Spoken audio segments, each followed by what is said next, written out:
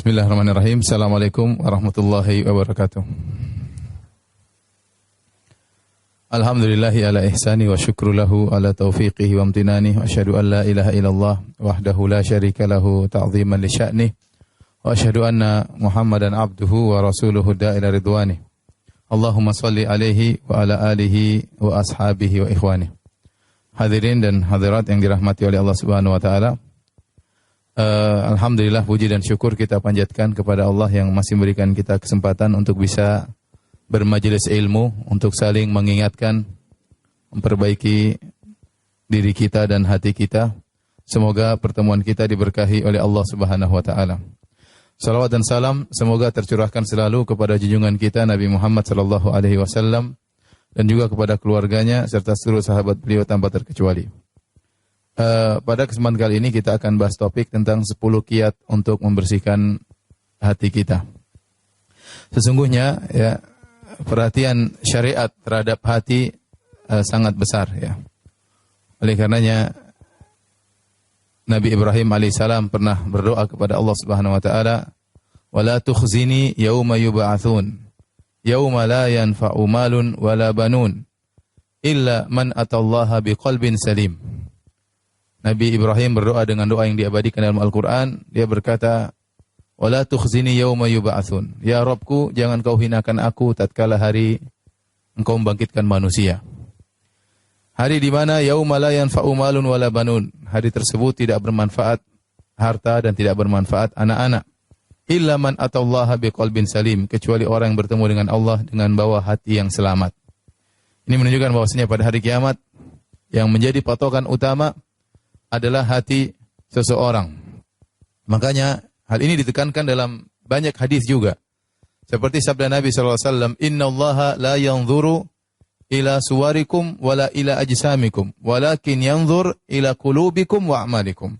Sungguhnya Allah Subhanahu wa taala tidak memandang kepada rupa kalian, kepada paras kalian. Tapi yang Allah lihat adalah hati kalian dan amal kalian. Hati diperhatikan, amal juga diperhatikan. Tetapi yang lebih utama adalah hati. Makanya Nabi mengatakan Allah tidak melihat kepada paras dan kepada rupa kalian, kepada tubuh kalian, tapi yang Allah lihat adalah hati kalian dan juga amalan kalian. Dalam satu hadis di mana Rasulullah SAW menjelaskan tentang seorang wanita yang hitam namun dia penghuni surga. Hadis diriwayatkan Imam Al-Bukhari rahimahullahu taala, berkata Ibnu Abbas radhiyallahu ta'ala anhuma kepada Atha bin Abi Rabah, salah seorang tabi'in. Kata Ibnu Abbas radhiyallahu anhuma, "Ala urika imra'atan min ahlil jannah?" Maukah aku tunjukkan kepada engkau tentang seorang wanita penghuni surga? Qultu bala. Maka kata Atha bin Abi Rabah, tentu wahai Ibnu Abbas. Kata Ibnu Abbas, "Hadhil mar'atu sauda." Inilah wanita yang hitam. Atatin Nabiyya sallallahu alaihi wasallam faqalat inni usra. Maka wanita yang hitam ini datang kepada Nabi SAW dan dia berkata, "Ya Rasulullah, sungguhnya saya terkena penyakit sara." Sara ini bisa diartikan dua, mungkin diganggu oleh jin sehingga dia jatuh menggeliat, atau dia terkena penyakit ayan sehingga dia kemudian menggeliat terkapar. "Wa inni atakasyaf."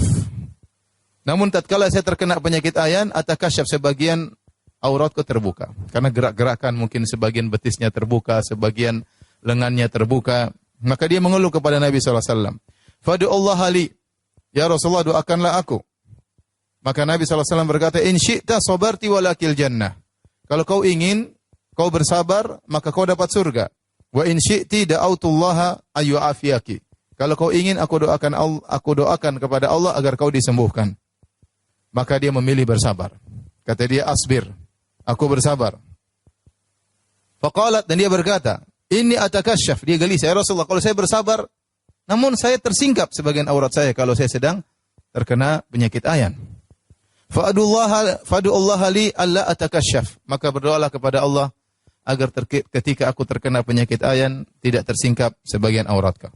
Fada'alaha, maka Nabi SAW pun mendoakan wanita ini.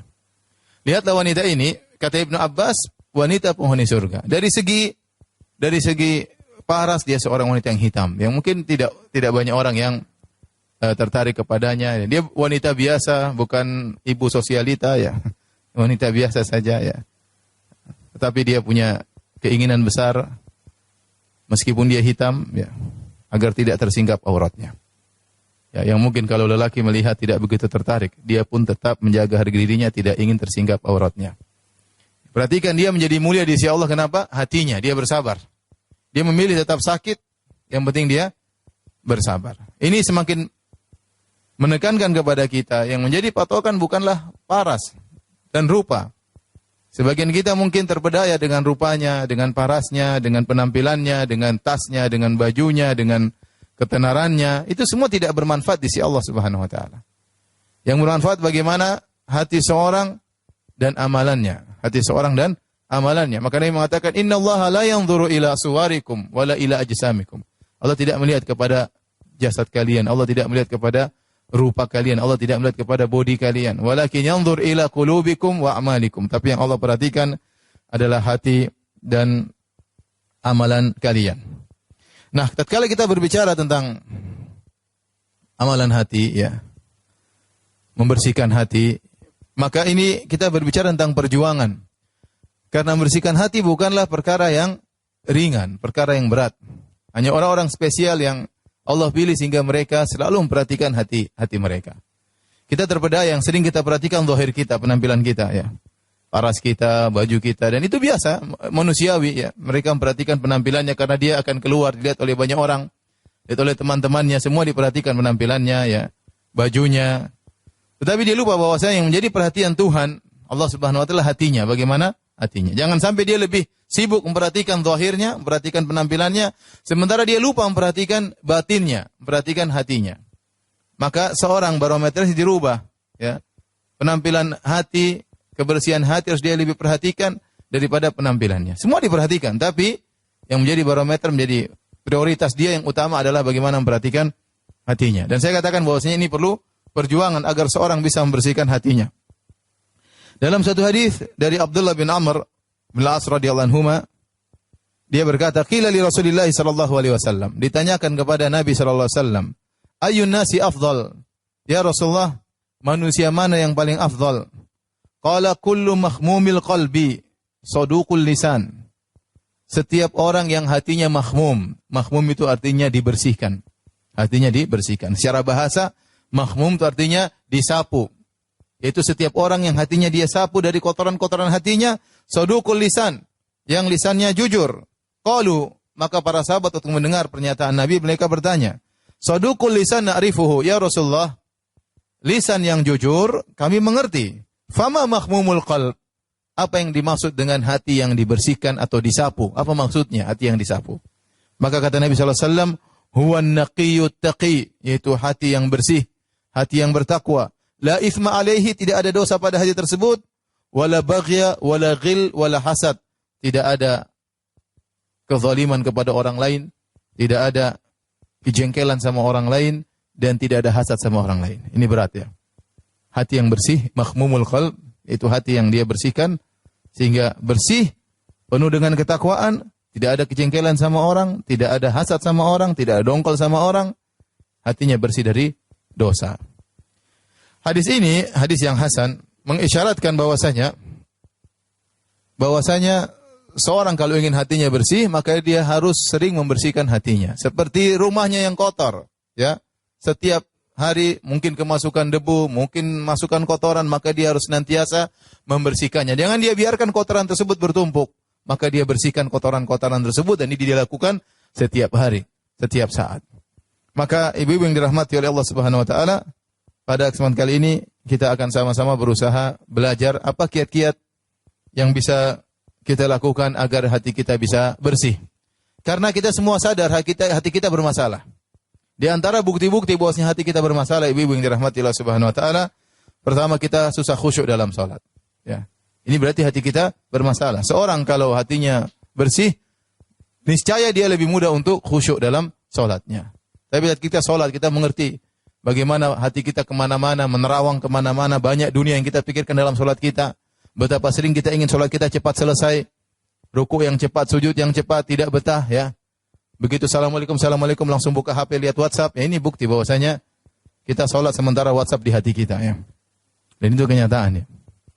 Kenyataan, ya. Tidak khusyuk, ya. Ini menunjukkan hati kita bermasalah. Di antara menunjukkan hati kita bermasalah, kita tidak betah baca Al-Quran. Ya. Ya. Kita kata Utsman bin Affan radhiyallahu taala anhu, "Lau tahurat qulubukum ma syabi'tum min kalami rabbikum." Kalau seandainya kalian hatinya bersih, kalian tidak akan pernah puas dengan baca Al-Quran. Tapi siapa di antara kita kuat baca Al-Quran? Baru baca Al-Quran 1 lembar, sudah ngantuk. Ya. Tiba-tiba ngantuk begitu saja.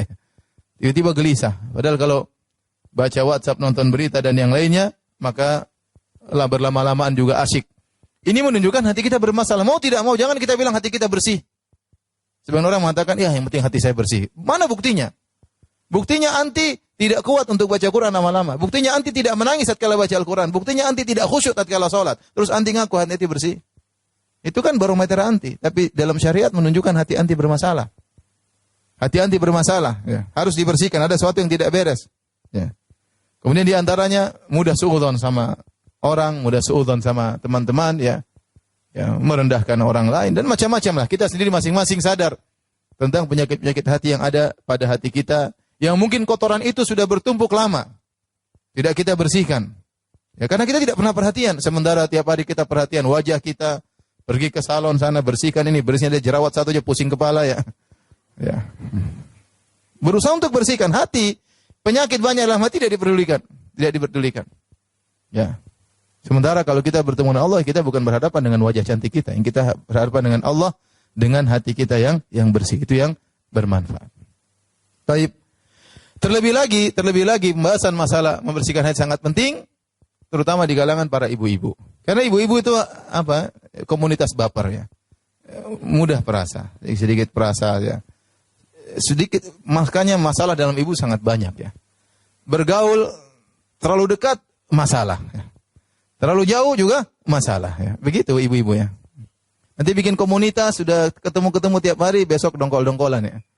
Dan ini sering terjadi. Ya. Laki-laki sih enggak begitu, cuek aja, masing-masing punya urusan. Ibu-ibu seperti itu, baper, ya. Ya, karena memang mereka diciptakan dengan demikian. Hati mereka susah untuk mereka jaga. Makanya disebut di akhir zaman, tatkala Dajjal muncul, yang paling banyak ikut ibu-ibu. Kenapa? Hati mereka tidak kuat. Ada sedikit Dajjal membuat sebagian kesaktiannya yang aneh-aneh, ibu-ibu terbawa. Kenapa? Karena baperan. Ya. Maka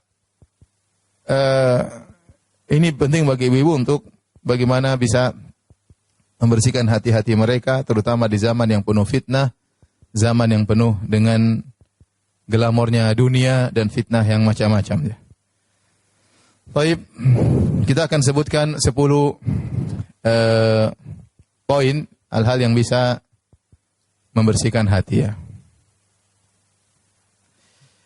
Yang pertama, ibu-ibu yang dirahmati Allah Subhanahu wa taala, agar hati kita bersih adalah menjaga lisan. Dan ini diisyaratkan oleh Nabi sallallahu alaihi wasallam dalam hadisnya, kata Nabi sallallahu alaihi wasallam, "La yastaqimu imanu 'abdin hatta yastaqima qalbuhu." Tidaklah akan lurus iman seorang hamba sampai lurus hatinya. Wala yastaqimu qalbuhu hatta yastaqima lisanuhu. Dan hatinya tidak bisa istiqamah, tidak bisa lurus sampai lurus lisannya. Saya ulangi, Nabi SAW bersabda, la yastaqimu imanu abdin. Tidak akan lurus iman seorang hamba, tidak akan istiqamah. Hatta yastaqima qalbuhu, sampai lurus hatinya, sampai istiqamah hatinya. Wala yastaqimu qalbuhu, dan tidak mungkin hatinya lurus, hatta yastaqima lisanuhu, sampai lisannya ikut lurus. Ini dalil yang sangat kuat, bahwasanya lisan punya pengaruh besar terhadap hati. Ini pengaruh yang paling kuat. Kata para ulama bahwasanya hati ini ibarat wadah yang siap diisi dengan apa saja. Dan sumber keran atau saluran untuk mengisi hati tersebut ada 3, yaitu lisan, pandangan, dan pendengaran. Inilah faktor-faktor yang akan menjadi corong untuk mengisi isi hati seseorang. Maka seorang hendaknya menjaga apa yang dia ucapkan, apa yang dia lihat, dan apa yang dia dengar. Karena hati tinggal menerima. Apa yang dia dengar tiap hari, itulah akan mengisi hatinya. Ya. Betapa banyak orang, tatkala dia sering mendengar musik-musik, sering mendengar dangdutan, dia mau ingat Allah susah. Karena selama ini hatinya diisi dengan lagu-lagu, nyanyian-nyanyian yang sering dia dengarkan.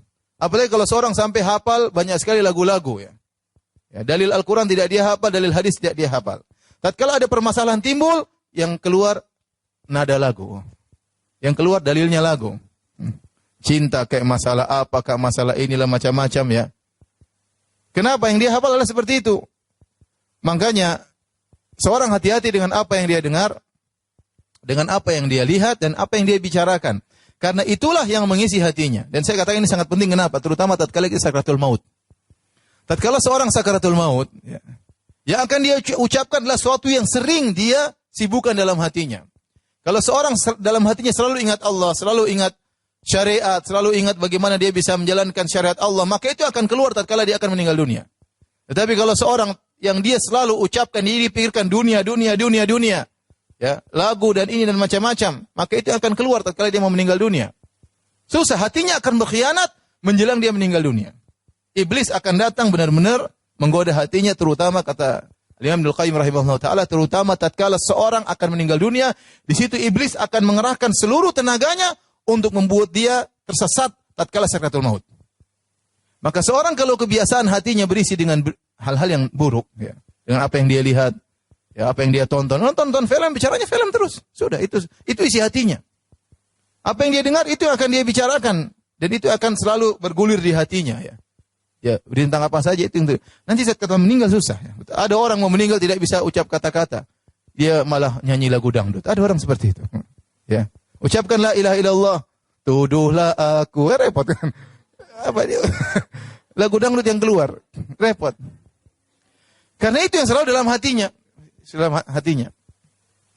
Nah, kalau dia pikiran misalnya perdagangan, dagang tersebut, dia tidak pernah diiringi dengan mengingat Allah, maka itu akan keluar tatkala dia meninggal dunia, wal iyadzubillah. Maka seorang menjaga dirinya, ya, menjaga dirinya. Kita saja merasakan sekarang, ibu-ibu mungkin merasakan, ibu-ibu sholat, kemudian ingin khusyuk nggak bisa-bisa. Kenapa? Hati berkhianat. Kenapa? Karena selama ini hati kita diisi dengan yang tidak-tidak. Maka tatkala seorang mau khusyuk, hatinya sudah berkhianat. Bagaimana lagi tatkala sakaratul maut? Maka hati ini hanyalah wadah, diisi dengan berbagai macam, di antaranya apa yang kita lihat, apa yang kita dengar, terutama apa yang kita bicarakan. Maka benar sabda Nabi SAW, tidak akan lurus iman seorang hamba sampai lurus hatinya, dan tidak mungkin lurus hatinya sampai lurus lisannya. Lurus lisannya. Dari sini hati-hati apa yang kita bicarakan. Topik yang kita bicarakan harus terarah. Tidak boleh kita bicara sembarangan. Jauhkan diri dari namimah, dari ghibah, dari membicarakan kejelekan orang lain. Kemudian hati-hati dalam apa yang kita tulis. Karena para ulama mengatakan apa yang kita tulis hukumnya dengan apa yang kita bicarakan. Ya. Tulisan hukumnya sama dengan lisan. Maka berhati-hati tatkala menulis status, tatkala komentar, tatkala menulis sesuatu di Instagram misalnya, di medsos, hati-hati. Pilih kata-kata. Karena itulah sangat berpengaruh dengan hati seseorang. Dalam hadis yang lain kata Nabi SAW, "Idza asbaha ibnu Adam fa innal a'dha kulluha tukaffirul lisan." Ya, jika tiba di pagi hari, maka seluruh anggota tubuh manusia akan berbicara kepada lisan, mengeluh kepada lisan. Ya. Apa kata Fataqul? Berkata anggota tubuh yang lain, "Ittaqillah fina." Wahai lisan, bertakwalah kepada Allah untuk kami. Fa innama nahnu bika. Sungguhnya kami anggota tubuh yang lain hanya ikut engkau wahai lisan. Fa in istaqamta istaqamna. Kalau kau lurus wahai lisan, kami ikut lurus. Wa ini awajajta awajajna. Kalau kau bengkok, maka kami juga ikut bengkok. Ini dalil sangat menunjukkan bahwasanya lisan pengaruhnya luar biasa dalam kelurusan hati seseorang. Maka ibu-ibu hati-hati ya dalam berbicara dalam grup ya. Kalau nulis pilih kata-kata ya. Nulis pilih kata-kata. Jangan ikuti perasaan ya. Kemudian kalau menyampaikan sesuatu juga pilih kata-kata. Berbicara sama orang pilih kata-kata. Jangan menyinggung dia, jangan merendahkan dia, jangan menghinakan dia. Ya kalau kata-kata tersebut kita tujukan kepada diri kita, kira-kira kita bagaimana? Dan ini salah satu kaidah. Sebelum kita bertindak, sebelum kita berbuat, sebelum kita berkata-kata, pikirkan. Seandainya saya di posisi dia, kemudian saya ucapkan kata-kata ini, bagaimana perasaan dia? Ya. Sehingga tidak setiap apa yang terbetik dalam benak kita lantas kita utarakan. Ya, jika ibu-ibu mampu untuk menjaga lisan, maka insya Allah hati juga terjaga. Abu Bakar radhiyallahu anhu pernah memegang lisannya dan dia berkata, "Hadzal ladzi awradanil mawarid." Inilah yang buat saya terjebak dalam berbagai macam kehancuran. Kata Abu Bakar radhiyallahu anhu yang sudah dijamin masuk surga. Dia pun khawatir dengan apa? Dengan lisannya. Maka jangan pernah sepelekan masalah lisan. Anda menjadi lurus dengan lurusnya lisan Anda jadi bengkok dengan bengkoknya lisan anti. Hati-hati. Ya. Maka kita lihat seorang yang baik, biasanya dia jaga lisannya. Orang yang akhlaknya baik, dia jaga lisannya. Orang ibadahnya baik, biasanya dia jaga lisannya. Tapi kalau dia ngomongnya ceplas-ceplos, ya, kemudian tidak dipikirkan apa yang dia ucapkan, maka akan berpengaruh pada anggota tubuh yang lain, terutama hatinya. Tapi ini yang pertama, menjaga lisan. Yang kedua, hadirin dan hadirat yang dirahmati Allah Subhanahu wa taala, ibu yang dirahmati Allah Subhanahu wa taala, banyak beristighfar. Banyak beristighfar. Anil Aghar al-Muzani, dari seorang sahabat yang bernama Al-Aghar al-Muzani, qala Rasulullah sallallahu alaihi wasallam. Rasulullah SAW bersabda, "Innahu la yughanu ala qalbi." Sungguhnya ada sesuatu yang mengganggu hatiku. "Wa inni la astaghfirullah fi kulli yaumin mi'ata marrah." Ya. Ya, sungguhnya aku beristighfar kepada Allah setiap hari 100 kali. Tatkala Nabi mengatakan la yughan ala qalbi, ada suatu bermasalah dalam hati Nabi sallallahu alaihi wasallam, ya. Maka untuk menghilangkan masalah tersebut dari hati Nabi sallallahu alaihi wasallam, maka Nabi beristighfar kepada Allah Subhanahu wa taala, ya. Jadi intinya kalau Nabi gelisah, ada suatu yang tidak enak dalam hatinya, maka apa yang beliau lakukan apa? Istighfar. Dalam hadis yang lain, dalam hadis yang hasan dari Abu Hurairah radhiyallahu anhu, an Rasulillah sallallahu alaihi wasallam, Rasulullah SAW bersabda, "Innal 'abda idza akhta'a khati'atan nukitat fi qalbihi nuktatun sauda." Jika seorang hamba melakukan satu dosa, maka dibuatlah titik hitam dalam hatinya, ya, satu titik. Fa idza huwa naza'a wastaghfara wa taba suqila qalbuhu. Kalau ternyata dia berhenti dan dia beristighfar kepada Allah, bertobat kepada Allah, maka dihilangkan, dibersihkan titik hitam tadi. Wa in ada zida fiha. Kalau ternyata dia kembali lagi bermaksiat, maka ditambahkanlah titik hitam tersebut hatta ta'luwa qalbahu, sampai titik hitam tersebut akhirnya menutupi hatinya seluruhnya. Wa huwa ran, dan itulah kotoran yang Allah sebutkan dalam Al-Qur'an. Nah, kalau orang sudah terlalu sering bermaksiat, tidak pernah dia bersihkan hatinya jadi kotor. Kalau sudah kotor, maka semua maksiat akan terlihat biasa bagi dia. Tidak ada yang gelisah bagi dia. Semuanya enak menurut dia. Dia mau maksiat, dia mau minum khamar, dia mau berzina, dia mau apa, dia biasa saja. Ya. Kenapa? Hatinya sudah hitam. Hatinya sudah hitam. Oleh karenanya yakinlah bahwasanya setiap kita bermaksiat, maka pasti memberi kemudaratan, dan kemudaratan yang paling pertama adalah kemudaratan bagi hati kita. Ada titik hitam di hati kita. Semakin banyak titik hitam, maka semakin sulit bagi kita untuk mengenal kebenaran. Semakin sulit bagi kita untuk semangat beribadah. Maka bisa jadi kita ini malas beribadah, dan itu sangat mungkin. Kenapa? Karena maksiat yang kita lakukan. Mau baca Quran, malas, ya. Mau sholat malam, malas. Mau sholat duha, malas. Masalah, berarti hati kita bermasalah, ya. Ya, hati kita bermasalah. Kalau ada kewajiban yang kita tinggalkan, santai saja. Ya. Misalnya terlambat sholat, santai aja. Tidak gelisah, tidak sedih, tidak, biasa aja. Ya. Biasa aja. Ya. Sebagian ibu-ibu tidak menjalankan kewajibannya kepada suami, biasa aja. Artinya biasa aja, berarti hatinya bermasalah. Tidak menjalankan kewajiban kepada orang tuanya, kepada anak-anaknya, biasa saja. Ini ada masalah. Seharusnya kalau hati itu bersih, ya, kata sebagaimana perkataan Ibnu Qayyim rahimahullah ta'ala, "Wallahi law anna al-quluba salimatun la taqatta'at asafan minal hirmani." Seandainya hati itu bersih, maka kalau ada perkara yang terhalang darinya, perkara kebaikan, tentunya hatinya akan terpotong-potong karena sedih. Seperti seorang biasanya dia sholat malam, tiba-tiba dia tidak sholat malam, dia gelisah banget. Kenapa saya tidak sholat malam? Ada apa yang saya lakukan? Kenapa Allah tidak bangunkan saya di malam hari?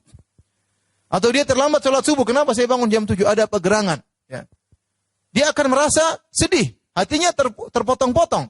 Karena ada kebaikan yang terhalang darinya. Tetapi kalau hati sudah hitam, apa yang dilakukan dia cuek aja. Ya. Dia mau tidak sholat, dia mau ini, dia mau nonton apa, dia mau ini, mau ceritain orang, mau gibahin orang, mau lihat yang haram, mau ceritain, dia cuek aja. Mau membangkang suami, membentak suami, marah anak-anak, mau apa saja, dia tidak peduli. Mau dolimi orang, dia tidak peduli. Itu tanda bahwasanya hatinya sudah hitam. Sehingga dia tidak bisa mengenal ya bahwasanya dirinya sedang sakit. Dia lupa. Maka seorang untuk menghilangkan itu semua banyak istighfar. Banyak istighfar. Maka saya sarankan kepada ibu-ibu ya untuk banyak istighfar. Pada istri saya juga yang saya cintai ya, untuk banyak istighfar ya. Kalau naik mobil, nyetir sendiri, udahlah istighfar, astagfirullah, astagfirullah, astagfirullah. Bagus kita dengar pengajian ya. Tapi terkadang kita perlu matikan pengajian. Untuk apa? Agar kita istighfar, ada kelezatan tersendiri. Ya. Jadi kita ambil manfaat dengan mendengar pengajian, kita dapat faedah. Dengan istighfar lisan kita, astagfirullah, astagfirullah. Bayangkan ibu kalau macet 1 jam, berapa istighfar sudah? Mungkin 1000 istighfar. Ya. Ya. Jangan ngisi waktu telepon sana, telepon sini, telepon sana, telepon sini. Istighfar. Karena saya suruh ibu-ibu untuk murajaah Quran nggak punya hafalan, repot. Ya. Kalau orang punya hafalan Quran, 1 jam tuh nikmat saja dia sambil setir mobil hafal Quran. Ibu apa? Ad-duha selesai, sudah nggak bisa lagi habis itu. Ad-duha kemudian ke atas lagi sudah panjang-panjang udah. Ya, penampilan saja oke, hafalan tidak ada ya. Jadi panitia pengajian mantap. Punya hafalan? Nggak ada, masya Allah. Nggak apa-apa, yang penting kan semangat dulu. Ya, ya kalau nggak punya hafalan, nggak punya apa-apa ya udah istighfar. Lagi jalan di mobil, astagfirullah, astagfirullah. Ingat dosa-dosa kita. Dosa sama orang tua, mungkin kita kurang perhatian sama orang tua, kurang telepon orang tua, kurang beri hadiah sama orang tua, kurang berbakti sama orang tua. Ingat dosa-dosa, dosa apa anak-anak, kurang perhatian sama anak-anak, tidak dilihat bagaimana hafalan Qur'annya, tidak diajak untuk sholat misalnya, kita sibuk sendiri dengan WA kita, dengan HP kita, dengan ibu-ibu teman-teman kita, anak-anak kurang diperhatikan, diingat sama suami, ya dosa sama suami, kurang berbakti sama suami, masih membantah suami, masih bentak-bentak suami, dan yang lain-lainnya. Sambil kita istighfar, astagfirullah, astagfirullah, astagfirullah, itu akan bersihkan hati ibu-ibu. Ya. Sejak sekarang istighfar ya. Nanti pulang naik mobil, ya istighfar. Jangan terlalu lihat cermin terus. Udah, nanti aja kalau udah mau sampai baru lihat. Sisi lihat cermin. Istighfar, ya istighfar. Allah tidak lihat itu wajah anti nanti. Yang Allah lihat apa? Hati anti. Baik, kita lanjutkan. Yang ketiga, kiat yang ketiga agar hati menjadi bersih, jangan terlalu tahu banyak urusan orang dan jangan suka mendengar kejelekan orang. Ini yang paling berat ya. Jangan terlalu banyak tahu urusan orang dan jangan sering mendengar keburukan-keburukan orang. Jangan kepo ya. Jangan kepo. Dalam suatu hadis ini diriwayatkan oleh Imam Ahmad, namun dipersihkan oleh para ulama tentang sanadnya. Ya, sebagian ulama mendhaifkan, tetapi Ahmad Syakir menghasankan. Namun maknanya benar. Karena Syekh Utsaimin rahimahullah tatkala membawakan hadis ini mengatakan maknanya benar. Apa isi hadis ini? Dari Abdullah bin Mas'ud radhiyallahu anhu qala, dari Ibnu Mas'ud radhiyallahu anhu dia bersabda, qala Rasulullah sallallahu alaihi wasallam. Rasulullah sallallahu bersabda, "La yuballighuni ahadun min ashabi an ahadin syai'an. Fa inni uhibbu an akhruja ilaikum wa ana salimu sadar." Kata Nabi SAW, jangan seorang pun dari sahabat-sahabatku menyampaikan kepadaku tentang seorang pun. Apapun, jangan disampaikan kepadaku. Artinya datang seorang, Ummu tahu nggak ini? Fulana. Ummu tahu nggak ini? Ummu tahu nggak ini? Ini, ibu seperti gitu kan. Kurang kerjaan, makanya pembicaraannya membicarakan orang lain. Ya. Kata Nabi, jangan seorang pun dari sahabatku datang kepadaku melaporkan tentang orang lain. Kenapa kata Nabi? Fa inni uhibbu an akhruja ilaikum wa ana salimu sadar. Aku ingin keluar melihat kalian dalam kondisi hatiku bersih. Beda kalau saya tahu si fulana gini, ini brengsek, ini begini. Ya, ini tukang ghibah, ini tukang namimah, ini kalau ke salon sampai 100 juta. Saya tahu semuanya. Begitu saya ketemu, saya punya pemetaan langsung, wah ini gini. Subhanallah. Hati saya kotor. Karena saya tahu kartu-kartu orang. Oh ini gini, ini sama suaminya begini, ini sama anaknya begini, ini sama ini ngontrak rumah nggak pernah bayar. Ini saya tahu repot. Akhirnya saya tahu banyak urusan orang, hati saya jadi kotor. Makanya kalau ada orang mau cerita, saya ini masalah jadi ustadz seperti. Jadi banyak orang kasih masalah sama saya. Sebenarnya saya tidak mau dengar, tapi bagaimana lagi? Ya. Kalau bisa saya tidak dengar, saya lebih senang. Tetapi terkadang ada masalah yang harus saya hadapi. Orang datang cerita masalahnya, ya sudah. Jadi saya tahu ternyata begini orang. Oh ternyata begini. Kelihatannya ternyata begini. Saya tahu banyak akhirnya. Padahal saya tidak ingin. Ya, saya tidak berlezat-lezat dengan mendengar keburukan orang. Tapi saya harus mendengar.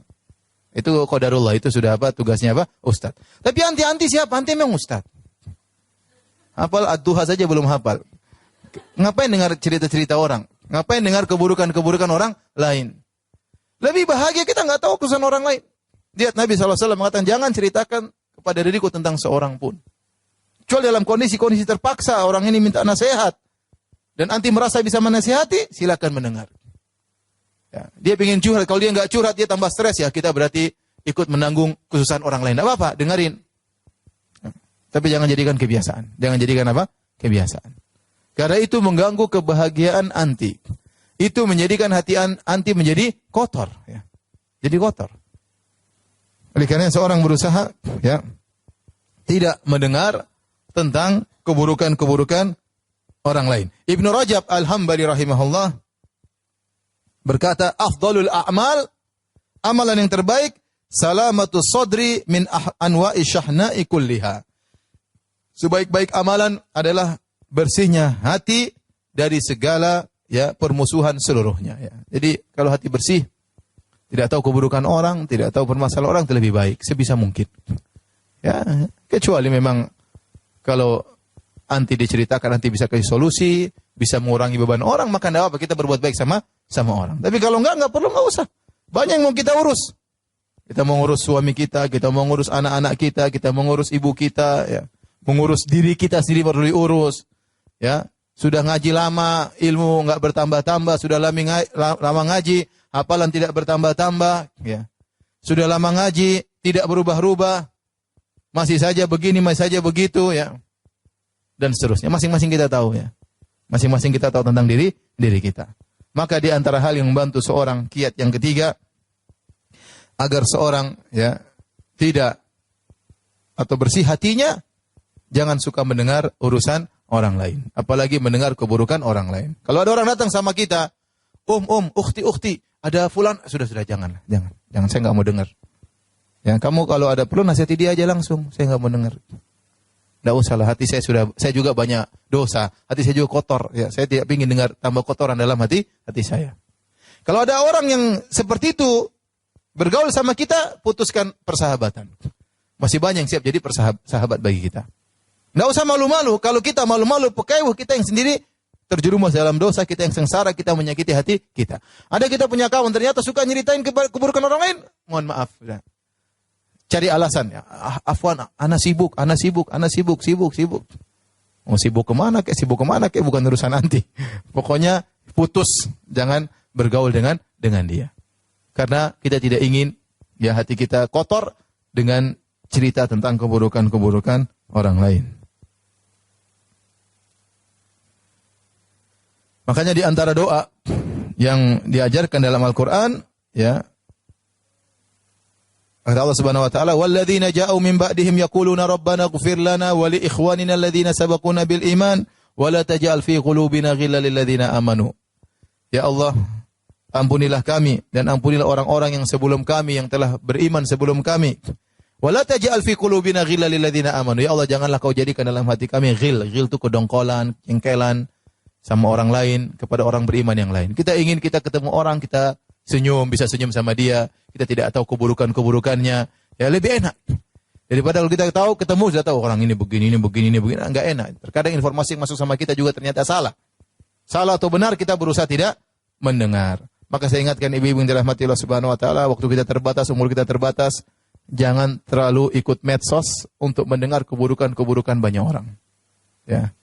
Jangan terlalu ikut medsos. Anti punya dunia sendiri. Ketemu ke teman-teman, kumpul ketemu makan-makan misalnya, atau pengajian atau jalan-jalan. Itu lebih baik daripada mendengar berita sana, berita sini, berita sana, berita sini, yang menguras tenaga, menghabiskan energi, dan mengotori hati kita semua. Baik, yang keempat, agar hati menjadi bersih, berusaha tentram dan bahagia tatkala sendirian. Berusaha tentram dan bahagia tatkala sendirian.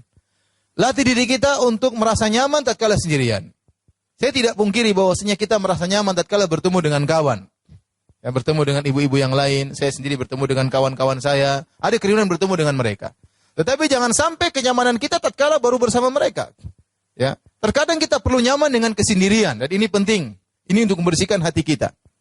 Saya sebagai suami, saya nyaman kalau bisa sama istri saya, bisa ketemu anak-anak. Tapi saya harus punya waktu, saya merasa nyaman, saya tidak bersama mereka. Saya sendirian, entah dengan baca buku, entah dengan sholat, entah dengan apa. Ya, nanti ada ketemu nyaman lagi, ketemu dengan mereka. Tapi saya harus melatih diri saya untuk merasa nyaman tatkala saya bersendirian. Karena saya tahu waktu yang akan saya sendirian lebih banyak daripada waktu bersama mereka. Saya bersama istri saya, sama anak saya mungkin puluhan tahun di dunia. Setelah itu saya masuk alam barzakh, saya akan sendirian.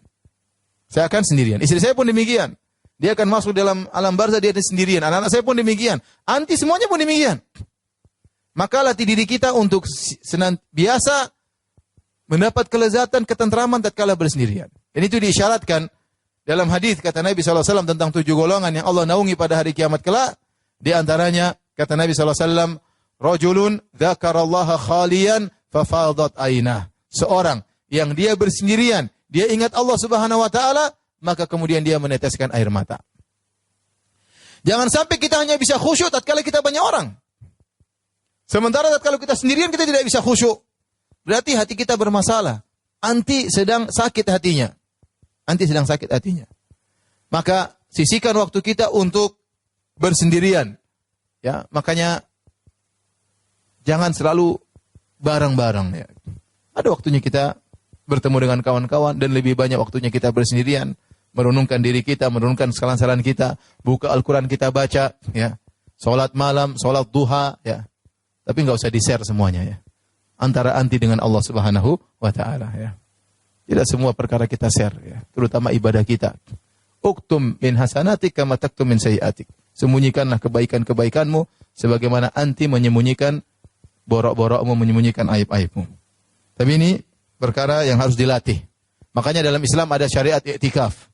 Untuk apa? Untuk berlatih menyendiri. Ada syariat salat malam. Untuk apa? Melatih kita bersendirian. Ya. Makanya dalam hadis kata Nabi SAW tentang amalan yang saleh, kata Nabi SAW, rajulani tahabba fillah ijtama alaihi wa tafarraqa alaihi. Di antara orang-orang yang dinaungi oleh Allah pada hari kiamat kelak, 2 orang yang saling mencintai karena Allah. Mereka bertemu karena Allah dan mereka berpisah karena Allah. Bertemu karena Allah, misalnya ketemu pengajian, berarti bertemu karena Allah. Bertemu dalam rangka membantu anak yatim, membantu para janda, membantu orang miskin, berarti bertemu karena Allah Subhanahu wa taala. Dan kita juga berpisah karena Allah. Berpisah karena Allah, kita bilang apa? Ummu, sudah cukup ya, saya ada kesibukan di rumah. Saya mau siapin sarapan buat suami saya. Saya mau masakan buat suami saya. Saya mau nyambut kedatangan suami saya. Kita tinggalkan dia karena Allah Subhanahu wa taala. Ummu, sudah cukup ya WhatsApp-nya. Kenapa saya ngurus anak saya belum mandi, mau saya urus dulu. Jangan kita ketiwa-ketiwi terus di apa? Di WhatsApp sehingga anak tidak diurus, suami tidak diurus. Ya.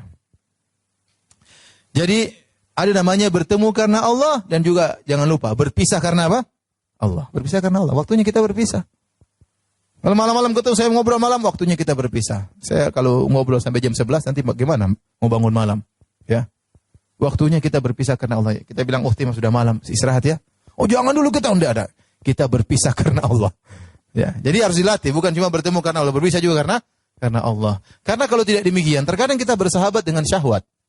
Pingin lama-lama, pingin ini sehingga banyak kewajiban-kewajiban yang terlalaikan karena kita berteman tidak benar. Jadi maksud saya, ingat, latih diri kita untuk bersendirian, merasakan kenikmatan dalam apa? Kesendirian. Itu harus dilatih.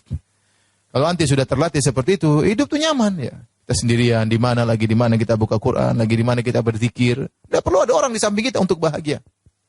Ya. Latih baca buku, kayak latih dengar ceramah, kita merasa bahagia meskipun sendirian. Ada waktunya kita bertemu dengan kawan-kawan. Itu sangat membantu membersihkan hati kita. Sambil merenungkan hati kita yang penuh dengan kotoran. Taib yang kelima. Di antara hal yang membantu untuk membersihkan hati adalah berzikir kepada Allah, banyak berzikir kepada Allah Subhanahu wa taala. Allah berfirman, "Alladzina amanu wa tatma'innu qulubuhum bi dzikrillah." Dan orang-orang yang beriman dan hati mereka tenteram dengan mengingat Allah. Ala bi dzikrillahi tatma'innul qulub. Ketahuilah dengan mengingat Allah maka hati akan menjadi tenteram. Semakin banyak kita mengingat Allah, maka Allah semakin banyak mengingat kita. Kata Allah, "Fadhkuruni adzkurkum." Ingatlah aku akan ingat kalian. Kalau kita ingin selalu diingat oleh Allah, kita selalu ingat apa? Ingat Allah Subhanahu wa taala. Tapi kalau kita selalu ingat dunia, maka Allah tidak ingat kita, ya. Maka jika ingin diperhatikan oleh Allah, ingin cari muka di hadapan Allah, ya kita ingin cari muka. Saya pun ingin cari muka di hadapan Allah. Hamba seperti saya banyak sekali. Hamba seperti anti banyak sekali. Tapi bagaimana anti bisa mendapat perhatian khusus dari Allah? Di antaranya banyak berzikir. Banyak berzikir. Dengan baca Al-Quran. Zikir terbaik baca Al-Quran. Ya. Maka saya ingin sampaikan, yang membuat kita bahagia adalah Allah Subhanahu wa taala. Yang memegang hati kita adalah Allah Subhanahu wa taala. Maka carilah kebahagiaan dengan membaca firman-firman-Nya. Demi Allah, anti tidak akan bahagia dengan melihat lawakan, lelucon yang ada di YouTube, yang ada di Facebook. Itu hanya kebahagiaan sementara, bukan masuk ke hati. Betapa banyak orang yang suka ketawa ketiwi, melawak, ternyata dia menderita dalam hatinya. Ini itu menunjukkan bahwasanya tawa mulut itu bukan menunjukkan kebahagiaan. Kebahagiaan suatu yang ada di hati. Ada orang dia tentram, terkadang dia menangis karena baca lantunan Allah, tapi dia sangat bahagia. Bukan berarti orang ketawa ketiwi berarti dia bahagia. Enggak. Kalau ternyata ketawa ketiwi orang yang paling bahagia, tentu para pelawak yang paling bahagia. Ternyata tidak, mereka juga banyak bermasalah. Ada yang morfinis, ada yang ini, ada yang masalah keluarga, ada yang macam-macam. Memang orang banyak ketawa kemudian bahagia. Tidak, bahagia itu dengan mengingat Allah Subhanahu wa taala. Ya. Anda ingin bahagia, kasih bahagia siapa? Allah Subhanahu wa taala. Maka mintalah kebahagiaan kepada pemilik kebahagiaan. Dialah Allah Subhanahu wa taala. Bagaimana cara bahagia? Sementara kita tidak pernah ingat Allah, hari-hari lewat, Al-Quran tidak kita baca. Lembaran-lembaran Al-Quran tidak kita baca. Kita punya Quran, kita kasih tanda merah. Enggak pernah berubah tanda itu. Kapan mau khatam Quran? Ya. Enggak pernah kita baca. Sebagian orang menggantungkan kebahagiaannya kepada netizen. Dia bahagia dengan netizen. Kalau netizen komentar, Masya Allah, Umu Masya Allah, cantiknya Umu, bajunya beli di mana Umu, kuenya di mana, Umu dari mana Umu. Wow, bahagia berbinar-binar. Kayaknya kebahagiaannya pada netizen. Kalau nggak ada netizen yang komentar, dia nggak bahagia. Ya, kebahagiaan anti jangan digantungkan kepada netizen. Kebahagiaan anti di sisi Allah Subhanahu wa taala. Baca Quran. Banyak berzikir. Apa usahanya zikir pagi petang? Apa usahanya kita naik mobil, astagfirullah, astagfirullah, astagfirullah, subhanallah, alhamdulillah. Allahu akbar. Banyak yang mau kita baca. Banyak yang mau kita baca. Semakin kita zikir kepada Allah, semakin memperhatikan kita. Karena Allah berfirman, "Fadhkuruni adzkurkum." Ingatlah aku, maka aku akan mengingat engkau. Semakin banyak kita berzikir, semakin kita mencari perhatian Allah Subhanahu wa taala. Jadi, ibu-ibu, ini jelas orang yang sering mengingat Allah, dia akan bahagia. Sebaliknya, orang yang jauh dari mengingat Allah, sibuk dengan dunia yang lainnya, kata Allah, "Man a'rada an dzikri fa inna lahu ma'isyatan dhanka." Barang siapa yang berpaling dari mengingatku, dari peringatanku, fa inna lahu ma'isyatan dhanka, maka bagi dia kehidupan yang menyengsarakan. Dia tidak akan bahagia. Tidak akan bahagia. Anti kira orang kafir bahagia. Tidak bahagia, hati mereka sengsara. Anti kira orang memiliki uang yang banyak akan bahagia. Tidak bahagia kalau dia jauh dari Tuhannya. Dia tidak bahagia. Mungkin kita terpedaya melihat dia dengan kekayaannya, melihat dia dengan rumahnya yang mewah. Dia tidak bahagia. Kebahagiaan itu Allah berikan kepada orang yang mengingatnya. Allah berikan kepada orang yang mengingatnya. Orang yang ya berzikir kepada Allah, membaca ayat-ayat Allah, itu orang yang bahagia. Ya. Oleh karenanya para hadirat, ibu yang dirahmati Allah Subhanahu wa taala, agar senantiasa hati kita bisa bersih, jangan lupa untuk banyak berzikir kepada Allah. Biasakan lisan kita, latih diri kita. Saya sering sampaikan, ini ibadah zikir, ini ibadah yang ringan, bisa dilakukan oleh banyak orang. Siapa saja bisa melakukan, tidak harus ustadz. Siapa yang susah mengatakan alhamdulillah, subhanallah, semua kita hafal. Tetapi kapan kita tergerak mengucapkannya, jarang yang melakukannya. Ya. Apalagi kalau saya mobil sama kawan, tiba-tiba kita astagfirullah, astagfirullah, ustazah. Sadar ya, sadar. Jadi candain, cuek aja, biar kita istighfar, astagfirullah, astagfirullah, saya banyak dosa, astagfirullah, astagfirullah. Nanti kita ngobrol ketawa lagi, zikir lagi, alhamdulillah, subhanallah, alhamdulillah. Kita praktekkan. Dan itu saya katakan kurang hidup di tanah air kita. Kalau saya di Madinah atau di Mekah, itu hal biasa. Ketemu kawan-kawan samping, sambil kita berjalan, kita ketawa, itu tengah-tengah, astagfirullah, alhamdulillah, alhamdulillah, alhamdulillah. Ya, itu biasa. Ya, supir taksi aja kadang-kadang beristighfar. Sambil kita dibawain supir, dia astagfirullah, alhamdulillah, alhamdulillah. Ya, Rabbana walakal hamd. Sambil dia nyetir. Ya.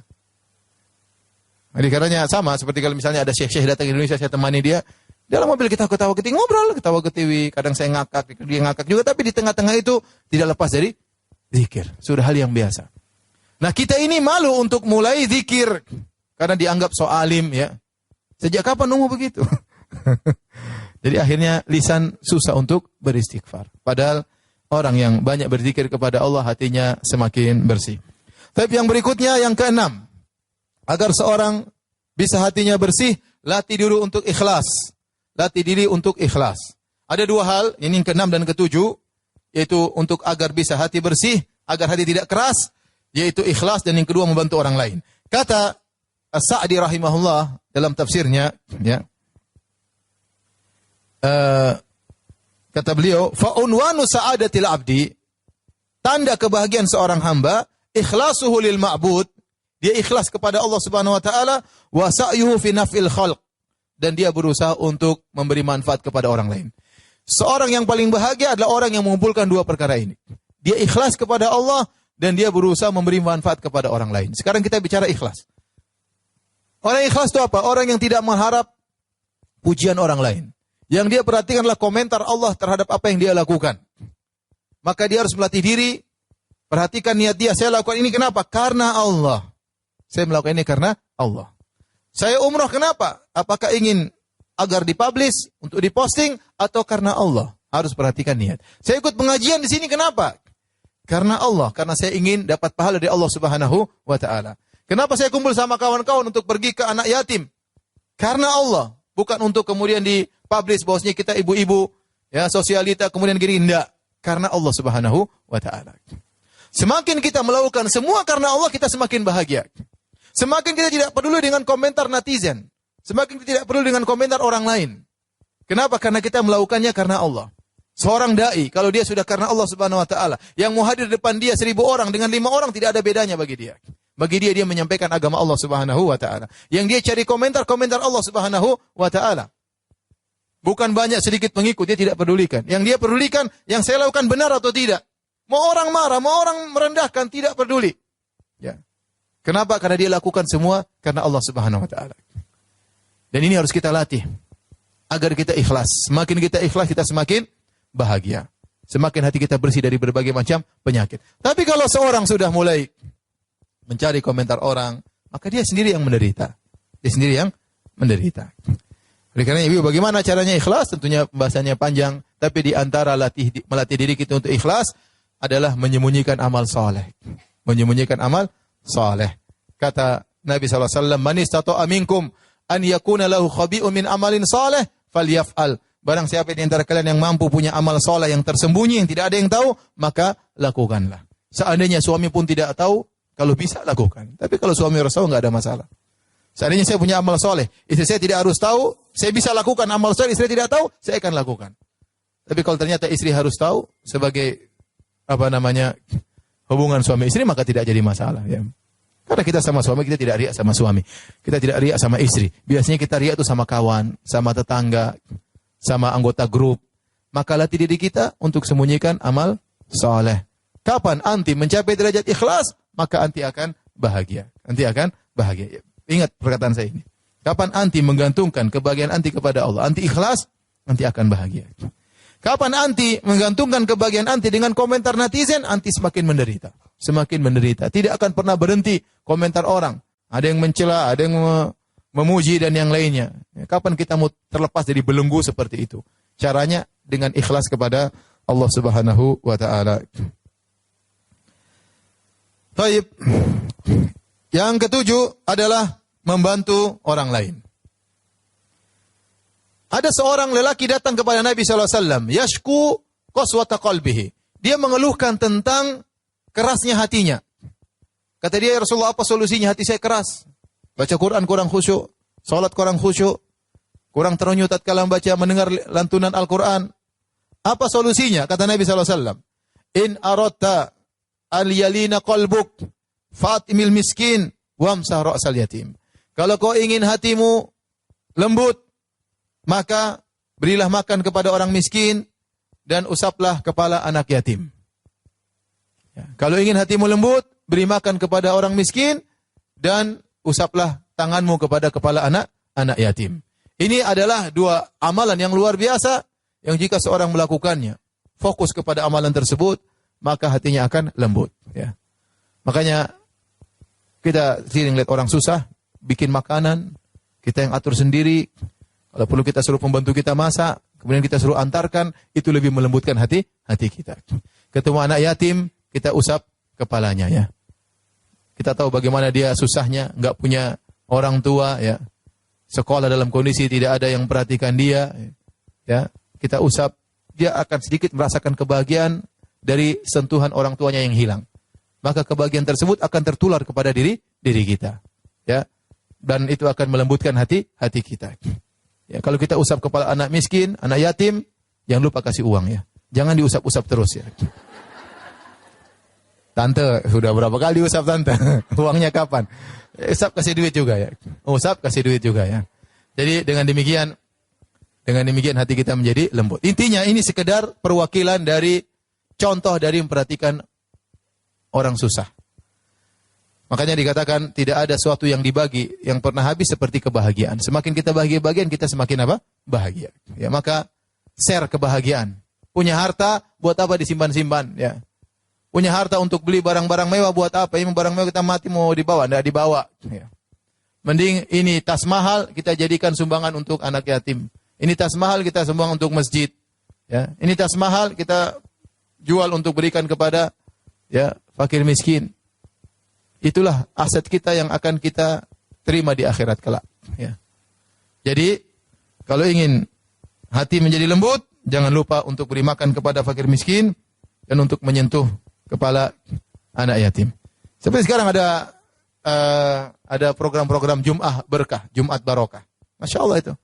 Hari Jumat mereka buat makanan, orang-orang sholat kemudian makan. Alhamdulillah, itu suatu kebaikan. Ya. Kemudian, ke-8. Agar hati menjadi bersih, terhindar dari berbagai macam kotoran. Jangan masukkan dunia di hati. Jangan masukkan dunia di hati. Dunia di tangan, jangan saya masukkan di dalam hati. Ya. Saya tidak melarang anti memiliki barang-barang yang bagus. Itu suatu hal yang wajar ya. Kalau perlu apalagi ya, tidak ada masalah ya. Tapi jangan sampai itu kemudian benar-benar dimasukkan ke hati. Contoh punya mobil mewah. Ya udah punya mobil mewah, saya perlu, saya pakai, nggak ada masalah. Tapi kalau kau geret sedikit, aduh marah ngamuk macam-macam. Kayaknya hatinya teriris waktu ada yang gores apa? Mobilnya. Itu mobil itu benda besi, ngapain ente terkiris hatinya? Santai aja ya.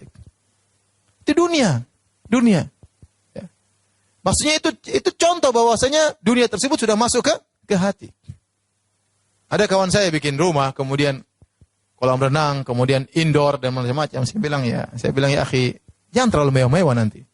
Kalau terlalu mewah, kita mau mati tuh kayaknya gimana gitu. Ini sudah bangun bagus-bagus, saya mati, gimana rasanya?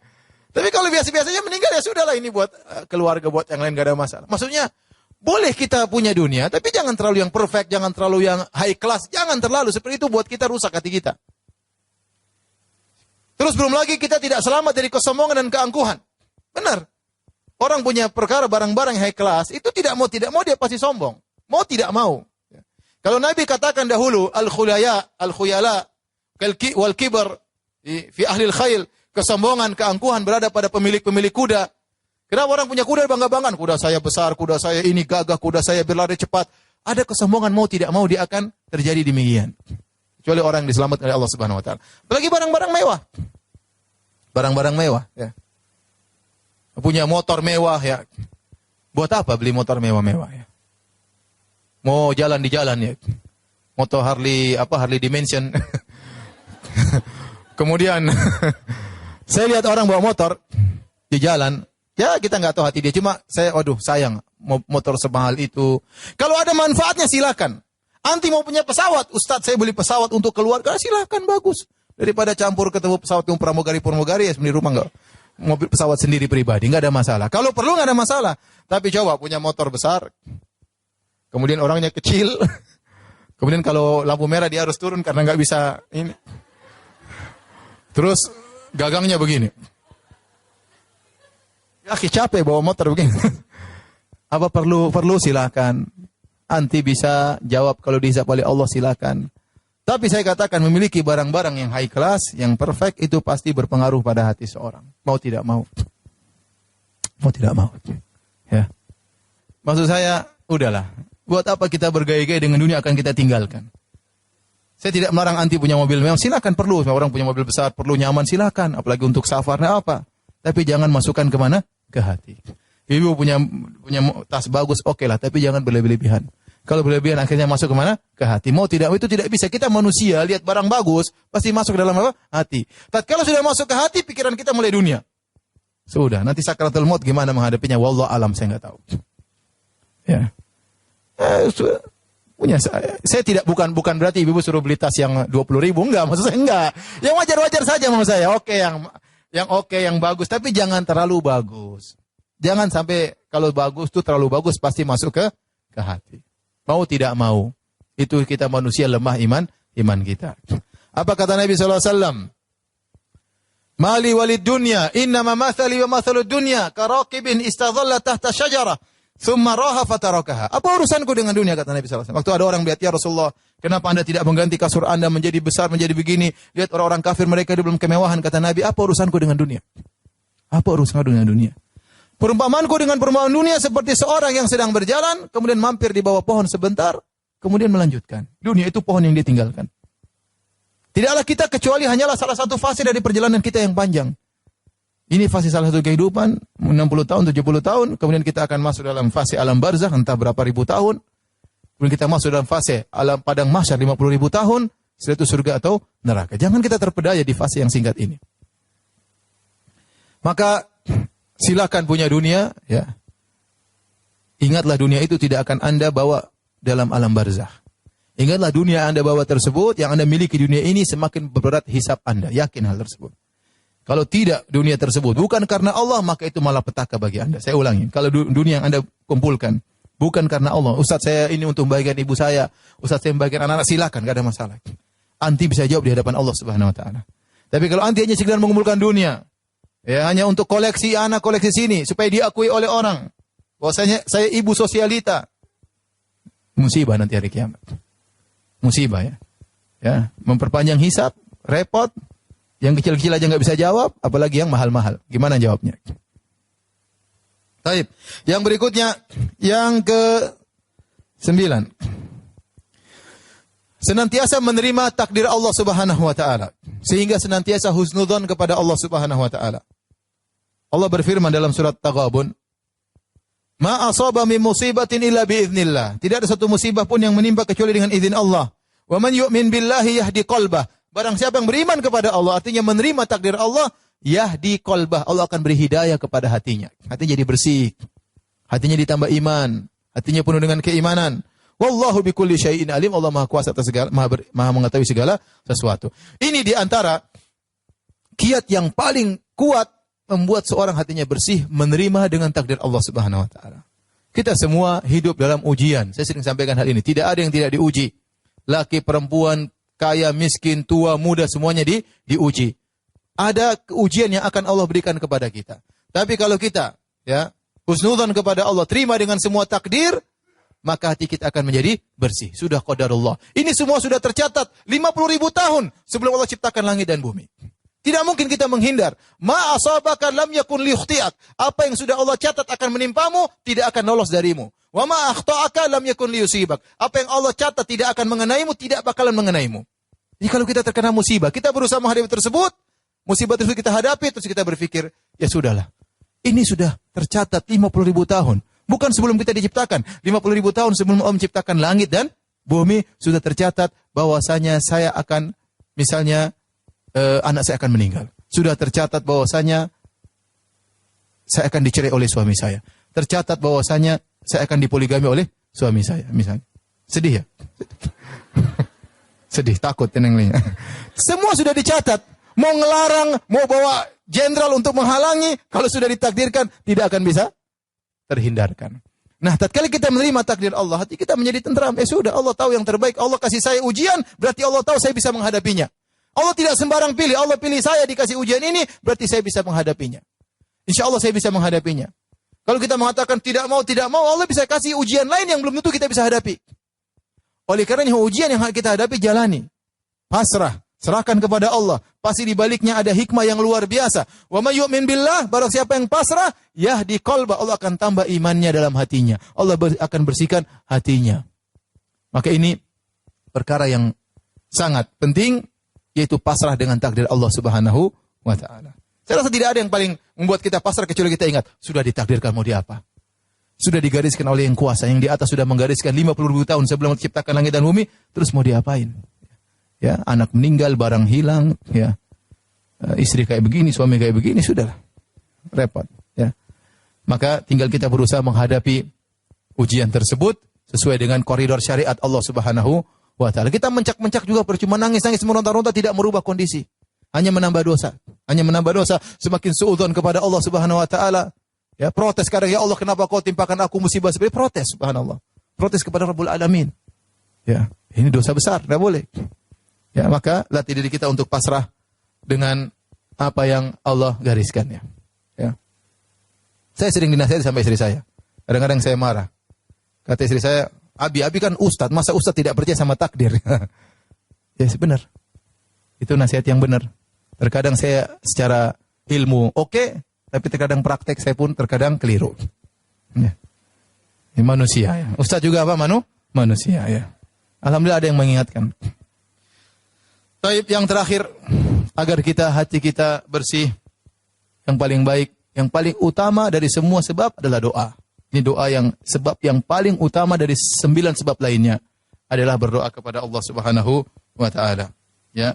Di antara doa yang diajarkan oleh Nabi sallallahu alaihi wasallam, harap dihafal, ya muqallibal qulub, tsabbit qalbi ala dinik. Bukan cuma dihafal, dibaca diulang-ulang, ya. Ya muqallibal qulub, wahai pembolak-balik hati manusia. Tsabbit qalbi ala dinik, tegarkan hatiku di atas agamamu. Itu bersihkan, istiqomahkan, luruskan. Jangan buat hati kita menjadi hati yang mencintai maksiat. Jadikan hati kami hati yang membenci kepada kemaksiatan. Ya, jadikan hati kami gelisah kalau mendengar ghibah dan namimah, bukan hati yang malah senang mendengar hati ghibah dan namimah. Berdoa kepada Allah sambil kita renungkan maknanya, ya muqallibal qulub, tsabbit qalbi ala dinik. Jadikan hatiku hati yang sabar tatkala terkena ujian. Jadikanlah hatiku yang tawadhu tatkala mendapatkan kenikmatan, tidak sombong dan angkuh. Itu semua termaktub dalam makna ya muqallibal qulub, tsabbit qalbi ala dinik. Ya Allah, pembolak-balik hati manusia, tegarkan hatiku di atas agamamu. Kemudian juga di antaranya doa tadi, wala taj'al fi qulubina ghillal lil ladzina amanu. Dalam Al-Qur'an, dalam surat Al-Hasyr, wala taj'al fi qulubina ghillal lil ladzina amanu. Ya Allah, jangan kau jadikan dalam hati kami ghil, itu dengki, jengkel sama orang, ya. Jangan. Jadikan hati kita sudah, kalau ada yang zalimi kita mudah memaafkan. Ada yang bikin jengkel kita mudah memaafkan. Wala taj'al fi qulubina ghillal lil ladzina amanu. Kita baca dalam Al-Qur'an, in rabbana innaka raufur rahim. Kita baca dalam sujud kita, dalam salat malam kita. Ya, berdoa kepada Allah Subhanahu wa taala. Di antaranya juga doa yang diajarkan oleh Nabi sallallahu alaihi wasallam panjang, tapi di ujungnya Nabi berkata, waslul sakhimata qalbi. Cabutlah kotoran hatiku. Ini doa yang paling langsung pada pembahasan kita. Waslul sakhimata qalbi. Coba dihafal. Waslul sakhimata qalbi. Qalbi. Waslul, tahu waslul? W-A-S-L waslul itu artinya tarik, ya. Waslul sakhimata, sin kha ya ta, sakhimata qalbi. Waslul sakhimata qalbi. Kalau anti merasa lagi hasad, lagi dongkol, lagi jengkel, berdoa, waslul sakhimata qalbi. Ya Allah, cabut itu penyakit-penyakit hatiku, ya. Ibu-ibu, ini semua hanyalah teori, ya. Selanjutnya ibu harus mempraktekkan. Sejauh mana kita praktekkan teori-teori ini, sejauh itu pula hati kita akan bersih. Dan yakinlah bahwasanya hari kiamat kelak tidak bermanfaat penampilan kita, paras kita yang selalu kita bawa ke salon, tidak bermanfaat. Tidak bermanfaat tas kita yang mahal, ya, tidak bermanfaat HP kita yang baru, tidak yang bermanfaat. Yang bermanfaat hanyalah hati yang bersih. Wallahu ta'ala alam bisawab. Kalau ada yang bertanya saya persilahkan.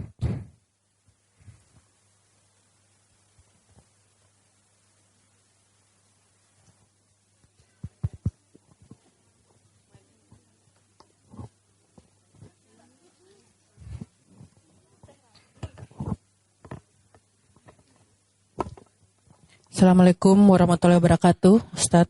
Waalaikumsalam warahmatullahi wabarakatuh. Masya Allah ceramahnya hari ini. Satu pertanyaan saya yang menjadi pertanyaan tadi soal takdir. Soal apa? Soal apa? Takdir, Takdir, menerima ya. takdir. Iya. Nah, saya ingin tanya perbedaan nasib dan takdir. Karena ada hal yang memang kita, kalau takdir memang insya Allah kita bisa terima. Tapi cara membedakan apakah ini takdir atau cuma nasib. Nah, kalau nasib kan kita harus berjuang, Ustadz. Iya. Misalkan soal kita udah berusaha sebaik mungkin untuk mungkin menjadi istri, tapi ternyata saya nggak tahu ini nasib kita memang dipoligami karena atau takdir dipoligami. Tunggu. Aja. Di poligami harus itu menerima takdir atau kita ngelawan, Ustadz? ya, Gitu. di poligami itu takdir baik atau takdir buruk? Kita beriman kepada takdir yang baik dan takdir yang buruk. Di poligami takdir baik atau takdir buruk?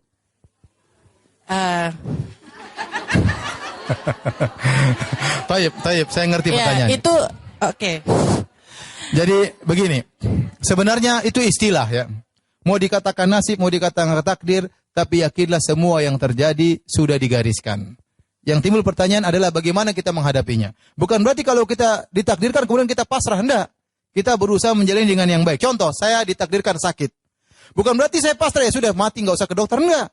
Saya ditakdirkan sakit dan saya harus menjalani sesuai syariat, yaitu berusaha berobat.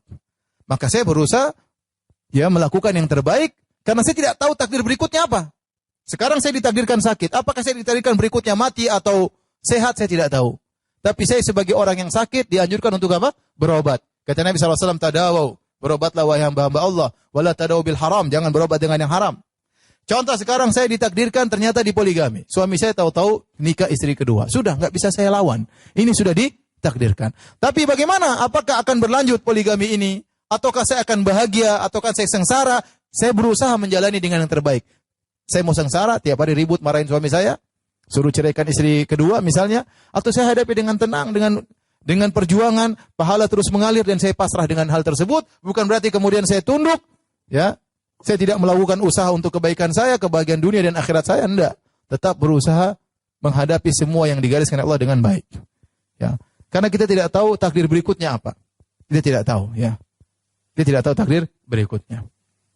Jadi apapun ya, banyak mungkin ada yang dipoligami, mungkin dia susah menderita. Ada yang ternyata suaminya kurang ajar misalnya, tidak dipoligami tapi suaminya apa? Kurang ajar, sering main perempuan misalnya, sering jajan di luar. Ada suami yang mungkin sering nampar istrinya ya. Dan macam-macam. Semua masing-masing punya takdir, punya ujian yang dihadapi. Ya. Caranya menghadapi, dia berusaha menghadapi dengan koridor syariat. Bagaimana seharusnya saya sebagai istri yang dipoligami? Sebagaimana saya harusnya sebagai istri kedua? Apa yang harus saya lakukan sebagai istri yang pertama menurut syariat? Karena saya mencari keridhaan Allah Subhanahu wa taala. Suami juga diingatkan, kamu harusnya bagaimana sebagai seorang suami yang baik. Kalau saya sedang diuji dengan sakit, seharusnya saya sebagai orang yang sakit bagaimana? Apakah saya ngeluh-ngeluh, saya marah-marah atau saya berobat sambil bersabar? Itu semua ada koridor syariatnya. Jadi istilah takdir nasib itu sama saja ya. Kita bagaimana menghadapi ujian yang Allah berikan kepada kita. Contoh, ada seorang wanita dipoligami. Dia istri pertama. Kemudian suaminya datang tiap hari diomelin. Kamu ini. Akhirnya dia sendiri yang menderita. Suaminya pun akhirnya kurang cintanya kepada istri pertama. Terfokus pada istri kedua. Ya. Si suami jengkel, sudahlah, saya nikah yang ketiga. Ya, tambah amburadul lagi. Jadi itu terjadi. Ini ngomel-ngomel semua. Kamu kalau nggak mau istri ngomel, kamu kawin yang ketiga. Ya, udah betul, kawin ketiga. Masih ngomel lagi, kawin yang keempat. Ya itu nasib namanya. Jadi maksud saya, kita punya pilihan untuk hidup dengan bahagia atau tidak. Kebahagiaan kita tidak mesti sesuai dengan yang kita angan-angankan. Apa yang kita diinginkan oleh seorang wanita? Seorang wanita berangan-angan punya suami satu orang saja, tidak punya madu, kemudian suami itu sangat sayang kepada dia, itu idealisnya seperti itu, impian seorang wanita. Tetapi tatkala kita tidak mencapai target tersebut, apakah kemudian kita buang kebahagiaan kita? Ternyata suami saya membagi kebahagiaannya kepada wanita yang lain. Taib, bagaimana kita menjalani? Mau hidup tiap hari menangis, ribut, bertengkar? Atau kita menjalani, sudahlah, saya terima, saya tetap melayani suami saya manfaatkan waktu kalau suami saya lagi sama istri yang kedua, saya bisa ngaji, saya bisa hafal Quran, saya bisa berzikir. Ya suami saya sudah biar kamu, saya lagi libur 3 hari, kamu sama istri yang lain. Ya. Seperti itu. Tinggal kita bagaimana manage apa yang kita alami. Ini semua teori ibu-ibu ya, sabar. Intinya sabar. Saya katakan saya tidak tahu ada ujian terberat bagi seorang wanita seperti ujian di poligami. Tapi itu kejadian, mau diapain? Ya. Bukan pilihan kita, kita berusaha tapi takdir berbicara yang lain. Betapa sering kapal ingin kita labuhkan ke arah utara, ternyata anginnya ke arah selatan. Apa kemudian kita loncat bunuh diri dari kapal? Enggak, kita tetap berjalan meskipun terhambat, yang penting sampai. Baik, ada lagi yang bertanya? Jangan masalah poligami, yang lain lagi. Yang lain, silakan.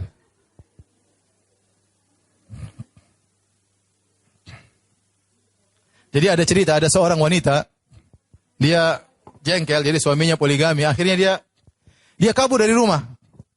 Dia kabur dari rumah, begitu dia kabur dari rumah di Arab sana. Tahu-tahu dia lewat masjid, ada imam lagi baca ayat, laqad khalaqnal insana fi kabad. Sungguh kami ciptakan manusia dalam kepayahan. Subhanallah. Manusia dalam kepayahan. Apakah sebagai istri pertama, istri kedua? Kalau enggak akan diuji dengan ujian yang lain, diuji oleh anak-anaknya, suaminya, kadang diuji oleh orang tuanya sendiri, kadang diuji dalam pekerjaannya. Demikian manusia, Allah kasih ujian. Silakan, Bu. Ada pertanyaan yang lain? Assalamualaikum warahmatullahi wabarakatuh. Ustaz. Waalaikumsalam warahmatullahi wabarakatuh. Ustaz, ada 2 pertanyaan ini. Yang pertama, misalnya ada orang yang mau curhat ke kita, Ustaz. Ada orang kenapa? Mau curhat. Ya, terus? Ya, mau cerita lah ya, dia ada masalah karena dia butuh cerita. Tetapi di dalam curhatnya itu banyak menjelekan orang, Ustaz. Kalau kita stop, disangka kita nggak mau mendengarkan curhatnya, Ustaz. Saya yang tidak tahan mendengarkan dia menjelekkan orangnya itu, tapi bagaimana caranya sehingga dia tidak tersinggung dan kita tidak dipandang tidak mau mendengarkan curhat gitu. Itu satu, Ustaz. Ya. Nomor 2, apakah takdir itu bisa dirubah dengan doa? Karena ada beberapa yang kami dengar mengatakan hal tersebut, Ustaz. Ya. Terima kasih, Ustaz. Assalamualaikum. Ya. Waalaikumsalam warahmatullahi wabarakatuh. Yang pertama, kita bisa kasih syarat. Orang itu datang mau curhat, kita bilang boleh, tapi tolong jangan sebut nama misalnya. Jangan sebut nama.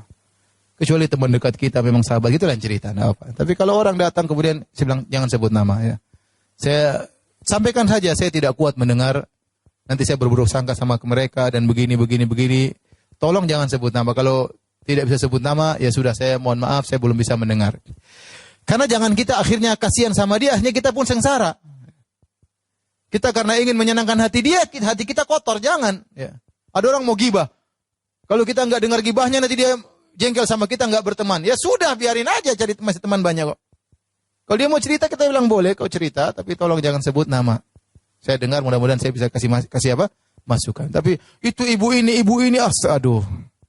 Sudahlah, janganlah ya. Hidup cuma sekali. Telinga ini jangan buat dengar yang gitu-gitu ya. Kemudian akhirnya kita hati menjadi kotor. Jadi nasihati aja, kasih syarat boleh, tapi tolong jangan sebut-sebut apa? Nama, karena saya khawatir ini majelis gibah. Gitu aja, enggak apa-apa, enggak usah malu-malu. Dengan senyum, sampaikan dengan lembut. Insya Allah dia ngerti. Kalau dia nggak ngerti ya sudahlah. Dia nggak mau berteman, mau diblokir ya terserah, nggak ada masalah. Nggak ada masalah. Ada hal yang dimana kita bisa toleransi, ada hal kita tidak bisa toleransi, ya sudah, nggak ada masalah. Nggak mau ya nggak ada masalah. Adapun yang kedua, apakah takdir bisa merubah, doa bisa merubah takdir? La yaruddu al-qada ila doa. Kata Nabi SAW, tidak ada yang bisa merubah takdir seperti doa. Artinya doa itu bagian daripada takdir. Doa itu bagian daripada usaha. Karena kita tidak tahu takdir kita ke depan seperti apa. Ya. Kalau kita tahu, oh ternyata takdir saya gini, nggak mungkin kita rubah. Tapi kita tidak tahu takdir kita seperti apa. Maka di antara usaha untuk menjadi hasil yang baik adalah kita banyak berdoa. Di antara bentuk usaha adalah doa. Sama sekarang, saya tidak tahu takdir saya kenyang jam berapa. Tapi saya bisa berusaha, saya ingin kenyang jam 12. Ya saya makan jam 12. Dan saya kenyang jam 12 sudah ditakdirkan oleh Allah Subhanahu wa Ta'ala. Tapi saya bisa berusaha menuju ke situ. Dan saya tidak tahu bagaimana takdir saya. Ternyata saya berusaha, makanan belum masak. Masaknya jam 1. Berarti takdir saya kenyang jam 1 misalnya. Tapi saya ada usaha. Jadi takdir itu intinya bukan berarti membuat kita tidak berusaha menuju kebaikan. Kita berusaha. Karena kita tidak tahu ke depan takdirnya seperti apa yang akan dicatat bagi kita. Tidak ada yang tahu, itu rahasia Allah Subhanahu wa Ta'ala. Jangan sampai orang mengatakan, aduh, saya takdirnya miskin. Ente tahu dari mana? Apakah ente pernah naik ke Lauhil Mahfuz lihat fulan miskin, ente miskin? Ente kan nggak pernah. Yang ada yang mengatakan mungkin saya takdirnya di neraka. Dari mana ente tahu takdirnya di neraka? Apa ente pernah pergi ke langit lihat Lauhil Mahfuz?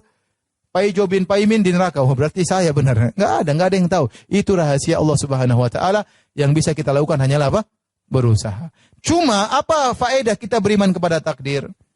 Kata Allah, likaila ta'sau ala ma fatakum wala tafrahu bima atakum. Kalau kau ditimpa musibah, jangan terlalu bersedih karena itu sudah ditakdirkan. Kalau kau dapat kenikmatan, jangan sombong karena itu pun sudah ditakdirkan. Itu fungsi beriman kepada takdir itu. Kalau terkena musibah, jangan terlalu sedih. Kalau dapat kenikmatan, jangan apa? Sombong.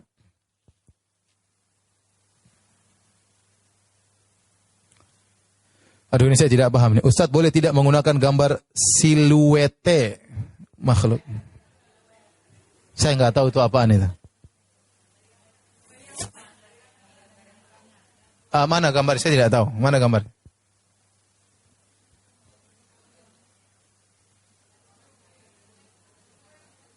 Saya lihat, saya nggak bisa kasih hukum. Lihat sini mana. Coba pertanyaan yang lain sambil dicarikan siluetnya. Baru pertama seumur hidup saya dengar istilah ini ya, siluet. Ini istilah lagi booming kah? Coba sini. Coba kasih gambar coba. Oh, itu gambar ya, tidak ada. Ingat aja. Ya. Wallahu alam ya, saya nggak tahu. Allah alam. Ada lagi yang bertanya? Tidak ada ya? Sudah selesai? Iya.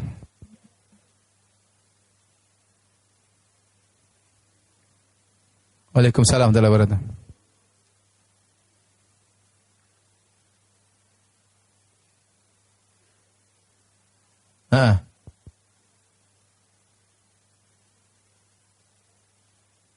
Oh ya, tadi perkataan ulama. Perkataan Syekh Sa'di bahwasanya tanda kebahagiaan seorang adalah dua. Ikhlas kepada Allah, membantu orang lain. Itu tanda kebahagiaan orang. Kapan dia bisa mengumpulkan keduanya, ikhlas dan suka membantu orang lain, maka dia orang yang paling bahagia. Ya, oke. Tapi ingat, dia bantu orang lain pun karena apa? Ikhlas, bukan mengharap pamrih, bukan mengharap kata terima kasih, tidak. Dia baru membantu orang lain karena Allah Subhanahu wa taala. Tapi yang terakhir ada yang bertanya? Ada satu terakhir, silakan. Silakan, Bu. Di over mic-nya di belakang.